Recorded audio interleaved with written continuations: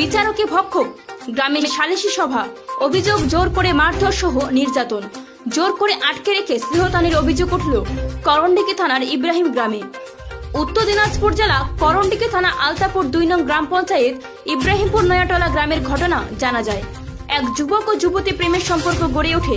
যুবকের বাড়ি ইব্রাহিমপুর গ্রামে, নাম সাবির আলী ও যুবতীর নাম লাভলি খাতুন, বাড়ি রায়গঞ্জ থানার ভাটোর কাটনা গ্রামে। দীর্ঘ 2 বছর ধরে প্রেমের সম্পর্ক গড়ে ওঠে দুজনের মধ্যে। প্রেমের সম্পর্ক জানাজানি হতেই পরিবারের লোকজন সহ গ্রামের মাতব্বররা তাদের হাতে নাতে ধরে ফেলে। এরপর পরিবারের লোকজন সহ গ্রামের লোকজন সালিশি সভা করে। প্রেমিক সাবির আলীকে জিজ্ঞাসাবাদ করেন। গ্রামের লোকজন তাদের প্রেমের সম্পর্ক স্বীকার করেন, যুবক সাবির আলী ও যুবতী লাভলি খাতুন। এরপর পরিবারের লোকজন বলেন, যুবক সাবির আলী আগে বিয়ে হয়েছে, বাড়ি বউ ও তার 2 নাবালক ছেলে মেয়ে রয়েছে, তাই এই প্রেমের সম্পর্ক মানতে পারেনি পরিবারের লোকজন সহ এলাকার সালিশি সভার মাতব্বররা। যুবক সাবির আলীকে বেধড়ক মারধর করে। সালিশি সভার মাতব্বররা মারধর করে মোটা অঙ্কের জরিমানা করে সাবির আলীকে। যুবতী মেয়েটি সালিশি সভার মাতব্বরদের বলে সাবির আলীকে বিয়ে করবেন। এরপর জোর করে মাতব্বররা যুবতীকে টাকা প্রলোভন দিয়ে মেয়েটিকে তার নিজের বাড়িতে রেখে আসেন। মাসখানেক পার হলেও টাকা না পেয়ে সালিশি সভার মাতব্বরে বিচারকের বাড়ি যায়। বিচারকের মাতব্বর, তার নাম মাহাতাব আলী, বাড়ি রায়গঞ্জ থানার মোহনা গ্রামে। যুবতী বিচারক মাহাতাব আলীর বাড়িতে গেলে তাকে আটকে রেখে কুপ্রস্তাব দেয়। যুবতী রাজি না হওয়ায় মাহাতাব আলী জোর করে আটকে রেখে স্নেহতানি করে বলে জানান যুবতী। এরপর মাহাতাব আলী বাড়ি থেকে পালিয়ে চলে আসেন।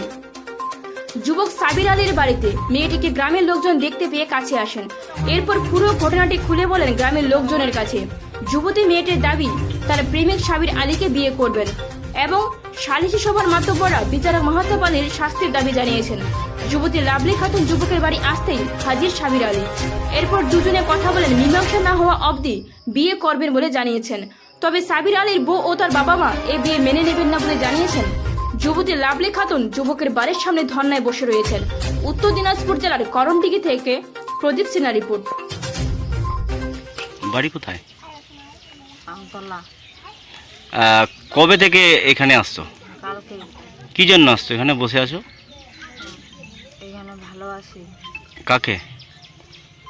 সাব্বিরকে। কবে থেকে প্রেম করছিলাম? 3 মাস।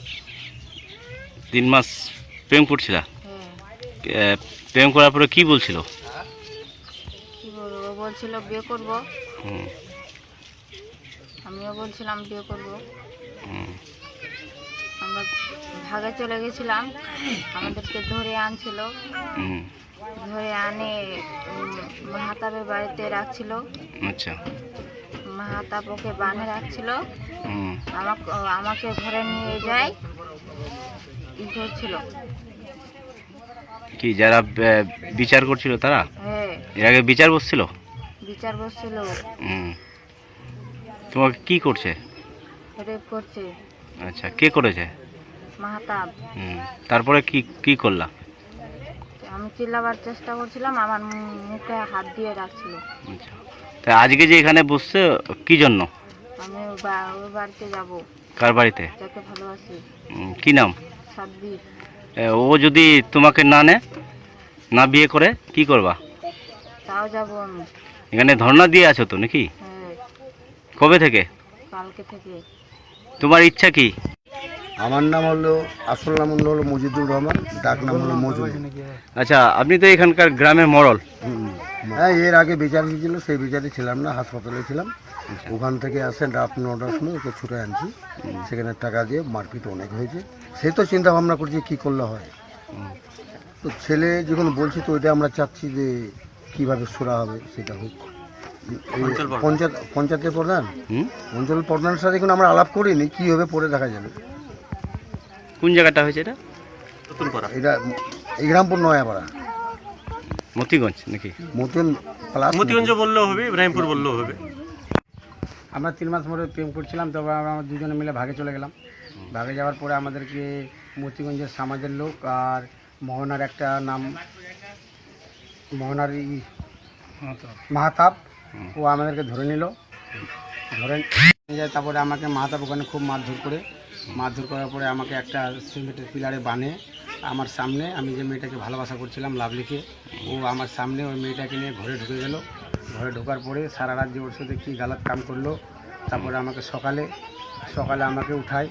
তারপরে আমাদের মতিগঞ্জের লোক গেলো, একটা নাম সুলেমান, ও নিয়ে আমাকে নিয়ে আসলো বাইকে করে নিয়ে আসার পরে তখন আমাদের এখানে মতিগঞ্জে বিচার বসলো। বিচার বসে আমাকে খুব মারধর করলো। মারা যাওয়ার পরে তারপরে আমার কাছ থেকে 50,000 টাকা জরিমানা নিল। মোহাম্মদ ছিল, আক্তর ছিল। ওটাকে মেয়েকে দেওয়ার জন্য? হ্যাঁ, না, মেয়েকে দেয়নি, ওরা নিজে নিয়ে নিয়েছে সব। আমার সঠিক আবার বিচার না পেলে আমি বিয়ে করবো না তো। তোমার বাড়িতে তো কাল থেকে ধর্না বসে কাল আছে। থেকেই আছে। আমি সঠিক আমার বিচার চাই। আমার বিচার হয়নি। আমাকে খুব মারধর করেছিল ওরা। মারধর করার পরে আমার মোবাইল টোবাইল সব কাড়ে নিয়েছে। আমার সঠিক বিচার চাই আমাকে। তুমি কি এর আগে বিয়ে করছো? হ্যাঁ, আমি একটা বিয়ে করেছি। উনি কি আছে এখানে? আউটি নাই, আমার চলে গেছে বাবার বাড়ি। ও, ও কি মেনে নিবে? হ্যাঁ, মানাই নেবো কেন। এখন ধর্নায় বসে আছে, কি করবা?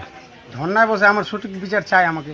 আমি সঠিক বিচার না হলে আমি কিভাবে কি করবো আমি তো বলতে পারবো না। এবার যদি কোনো সঠিক ব্যবস্থা না হয়, পুলিশকে জানানো হয়েছে? জানানো যখন আমার বিচার বসছিল তখন পুলিশকে জানাইছিলাম। তো পুলিশ তখন অ্যাকশন লাইনি আমার। ওই গ্রামের লোক মানা করে দিয়েছিল পুলিশকে। তখন আমি সঠিক বিচার চাই। আমি বিচার না হলে আমি মেয়েকে গসতে বাধ্য হবো। বুঝবে না? না।